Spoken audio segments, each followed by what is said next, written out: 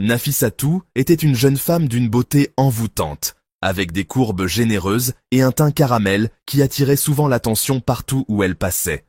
Son sourire radieux et sa démarche gracieuse ne laissaient personne indifférent, et elle illuminait chaque endroit où elle se trouvait. Mais ce qui la rendait encore plus remarquable, c'était son intelligence et sa détermination à réussir par ses propres moyens. Elle passait des heures à étudier, toujours avide de connaissances et désireuse de se surpasser. Originaire d'un petit village du Sénégal, elle avait grandi dans une famille modeste mais aimante, où ses parents lui avaient inculqué des valeurs de travail, d'intégrité et de respect de soi. Ils lui avaient appris l'importance de l'éducation et de la persévérance, des leçons qu'elle chérissait profondément. Lorsqu'elle obtint une bourse pour poursuivre des études en gestion d'entreprise à Dakar, elle vit cela comme une opportunité de changer sa vie et celle de sa famille. Elle savait que ce serait un défi, mais elle était prête à tout pour réussir. Après avoir décroché son diplôme avec brio, Nafissatou décida de chercher un emploi pour mettre ses compétences en pratique. Elle était déterminée à trouver un poste qui lui permettrait de faire une différence et de contribuer à la société.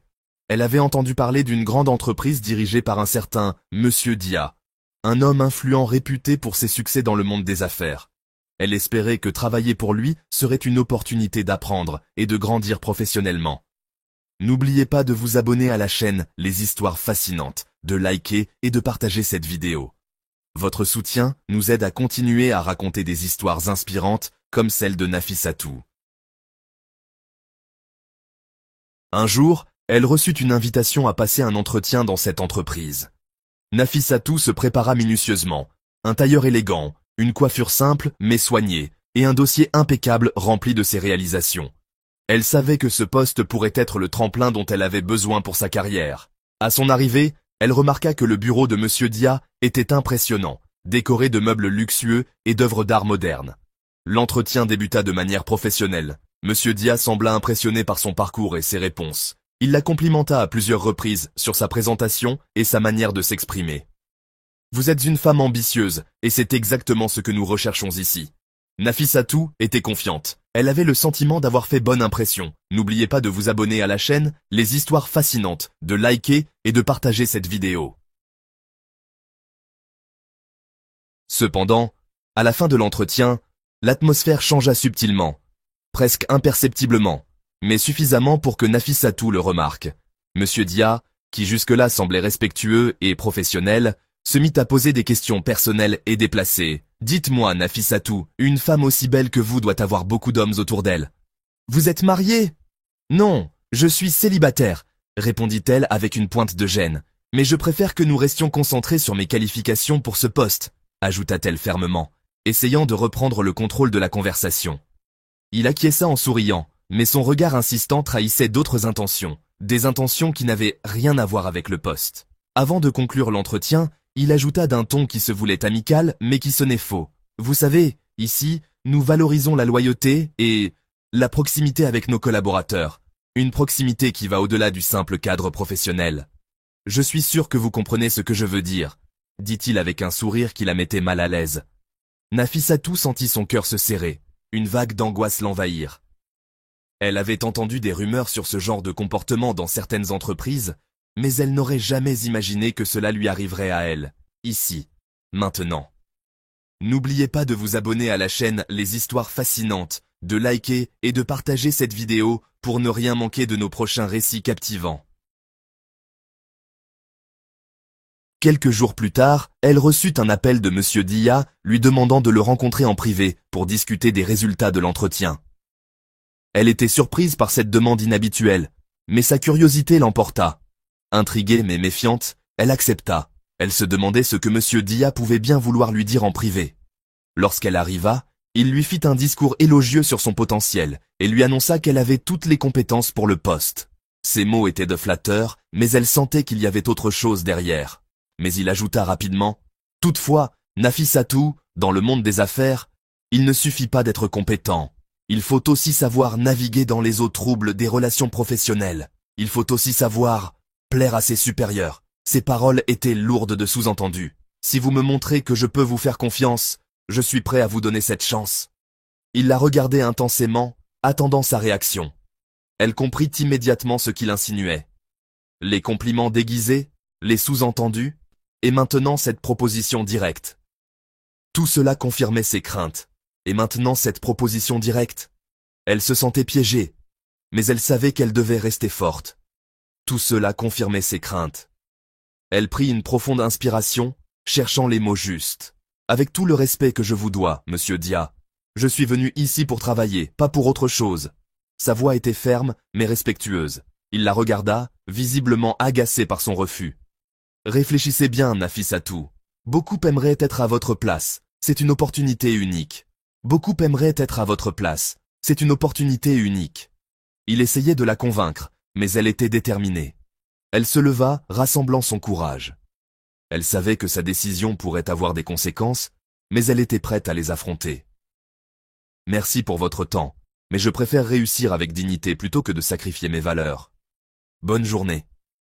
Elle quitta la pièce, la tête haute, fière de sa décision.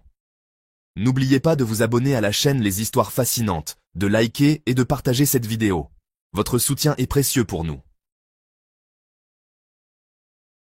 En quittant le bureau, Nafissatou savait qu'elle venait de perdre ce poste, mais elle était fière d'avoir tenu tête à Monsieur Dia. Elle savait que ce genre de compromis ne ferait que la rabaisser, et qu'elle ne pourrait jamais se regarder dans le miroir si elle cédait. Cependant, la réalité était dure. Les semaines passèrent, et les réponses positives à ses candidatures se faisaient rares. Parfois, elle se demandait si son refus avait été signalé à d'autres entreprises, car son téléphone restait désespérément silencieux. Mais Nafissatou ne baissa pas les bras. Elle décida de transformer cette déception en motivation.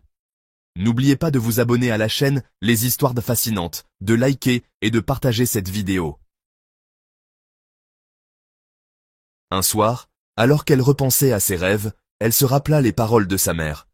Si personne ne t'ouvre la porte, construis la tienne. Inspirée, elle se mit à réfléchir à une idée d'entreprise. Elle se souvenait de l'impact de son village natal sur sa vie et de ses besoins. Beaucoup de femmes artisanes y produisaient des tissus, des bijoux et des objets d'art, mais elles manquèrent de moyens pour les vendre à grande échelle. Nafissatou décida de lancer une plateforme en ligne pour promouvoir et vendre ses produits. Avec les économies qu'elle avait, elle acheta un ordinateur et commença à développer son projet. N'oubliez pas de vous abonner à la chaîne Les Histoires Fascinantes, de liker et de partager cette vidéo. Au début, ce fut difficile. Elle dut convaincre les artisanes de lui faire confiance et faire face à de nombreux défis techniques. Mais grâce à sa persévérance, son entreprise, qu'elle nomma Bijoux d'Afrique, commença à attirer l'attention. Les commandes affluèrent, d'abord du Sénégal, puis de l'étranger. En quelques mois, Nafissatou se retrouva à diriger une équipe de jeunes talents, tout en aidant des dizaines de femmes à améliorer leurs conditions de vie. Son histoire devint rapidement une source d'inspiration. Les médias locaux commencèrent à parler d'elle, et même des organisations internationales lui proposèrent des partenariats.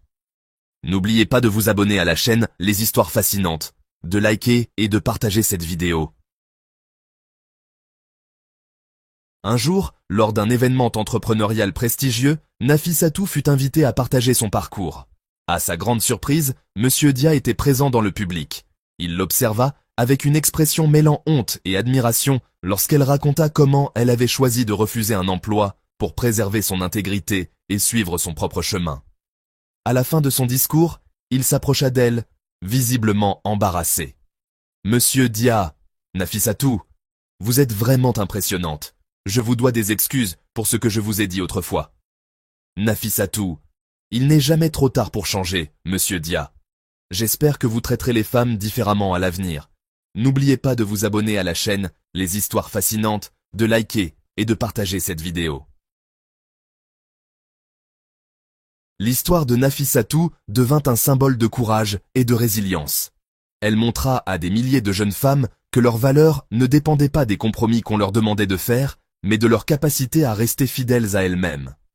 Aujourd'hui, son entreprise continue de prospérer, et elle consacre une partie de ses bénéfices à des programmes d'éducation pour les filles et d'autonomisation des femmes rurales. Car pour Nafissatou, la plus grande victoire n'était pas son succès personnel, mais l'impact qu'elle pouvait avoir sur la vie des autres. N'oubliez pas de vous abonner à la chaîne Les Histoires Fascinantes, de liker et de partager cette vidéo. Leçon de morale inspirée de l'histoire de Nafissatou. L'histoire de Nafissatou, jeune femme talentueuse et ambitieuse, met en lumière de nombreuses leçons de vie profondément morales et universelles. Elle illustre le courage de rester fidèle à ses valeurs malgré les défis, et la manière dont l'intégrité et le travail acharné finissent par triompher. Voici une analyse détaillée et des leçons de morale extraites de ce récit poignant. 1. La dignité vaut plus que n'importe quelle opportunité. L'une des leçons fondamentales de l'histoire de Nafissatou est qu'il ne faut jamais sacrifier sa dignité pour obtenir quelque chose, quelle que soit l'importance de cette opportunité. Lorsqu'elle a refusé les avances de M. Dia, Nafissatou a démontré une force intérieure remarquable. Dans un monde où les compromis immoraux sont souvent déguisés en « opportunité », cette décision est un rappel que rien ne vaut la paix intérieure et le respect de soi. Elle a choisi de se battre pour ses rêves sans trahir ses valeurs, prouvant que l'intégrité est une richesse inestimable. Morale, la véritable réussite est celle qui s'obtient avec dignité et respect de soi. Toute victoire fondée sur des compromis immoraux est une défaite déguisée. 2. Le courage face à l'injustice. Nafissatou aurait pu céder à la pression et accepter les avances de M. Dia, mais elle a choisi de défendre ses principes. Cette décision n'était pas facile, car elle savait qu'elle risquait de perdre l'opportunité d'emploi dont elle avait tant besoin. Son courage face à l'injustice met en lumière l'importance de savoir dire « non » lorsqu'on est confronté à des situations contraires à nos valeurs. Ce n'est pas toujours facile, mais c'est souvent nécessaire pour préserver son honneur et sa liberté. Morale, le courage n'est pas l'absence de peur, mais la capacité de faire ce qui est juste, même lorsque cela implique des sacrifices. 3. Les épreuves sont des tremplins pour l'avenir. Après avoir été rejetée à cause de son refus, Nafissatou aurait pu se laisser submerger par la déception. Pourtant, elle a utilisé cet échec apparent comme une opportunité pour réfléchir, se réinventer et tracer son propre chemin. Sa décision de créer une entreprise montre que les moments difficiles peuvent être transformés en opportunités d'apprentissage et de croissance. Chaque obstacle est une chance de développer sa résilience et sa créativité. Morale, les épreuves ne sont pas des fins en soi, mais des tremplins qui nous poussent à devenir plus forts et plus ingénieux. L'intégrité attire la réussite authentique. En choisissant de rester fidèle à elle-même, Nafissatou a ouvert la voie à une réussite authentique et durable. Son entreprise n'était pas seulement un moyen de subvenir à ses besoins, mais aussi une manière de redonner à sa communauté. Elle a prouvé que le succès basé sur des valeurs solides est plus satisfaisant que tout gain rapide ou immérité. À travers son histoire, elle nous montre que l'intégrité attire les bonnes opportunités et les bonnes personnes à long terme. Morale, le succès véritable est celui qui repose sur l'intégrité, car il est durable et bénéfique non seulement pour soi, mais aussi pour les autres. 5. L'importance de croire en soi. Malgré les défis, Nafissatou n'a jamais douté de ses capacités. Elle a cru en son potentiel, même lorsque le chemin semblait incertain. Cette foi en elle-même lui a permis de surmonter les obstacles et de réaliser ses rêves. Son histoire rappelle que la confiance en soi est une arme puissante. Peu importe les circonstances, croire en ses compétences et en ses rêves est le premier pas vers la réussite. Morale, croire en soi est le fondement de toute réussite. Même lorsque personne ne croit en vous, votre foi en vous-même peut déplacer des montagnes. 6. L'autonomisation des femmes comme outil de changement. En créant une entreprise qui valorise les artisanes de son village, Nafissatou a prouvé que les femmes peuvent être des agents de changement puissants. Son initiative a permis à d'autres femmes de trouver une source de revenus et de prendre confiance en elles. Son histoire met en lumière l'importance de soutenir les femmes et de leur donner les moyens de réussir. Lorsque les femmes sont autonomisées, elles contribuent non seulement à leur propre bien-être, mais aussi au développement de leur communauté. Morale, l'autonomisation des femmes est essentielle pour construire des sociétés justes et prospères. Une femme qui réussit inspire et élève toute une génération. 7. Le rejet peut être une bénédiction déguisée. Lorsque Nafissatou a été rejetée par M. Dia, cela semblait être une perte dévastatrice. Mais avec le recul, ce rejet s'est avéré être une bénédiction déguisée, car il l'a poussée à créer sa propre entreprise et à suivre un chemin plus gratifiant. Cette partie de son histoire rappelle que parfois, ce qui semble être une défaite immédiate peut en réalité être une opportunité cachée. Chaque rejet peut ouvrir la porte à quelque chose de meilleur. Morale, ce qui semble être une défaite aujourd'hui peut être le début d'une victoire demain. Apprenez à voir les bénédictions cachées dans chaque échec. 8. La valeur du travail acharné et de la persévérance. Rien dans la réussite de Nafissatou n'a été facile. Elle a dû travailler dur, faire face à de nombreux défis, et persévérer malgré les doutes et les obstacles.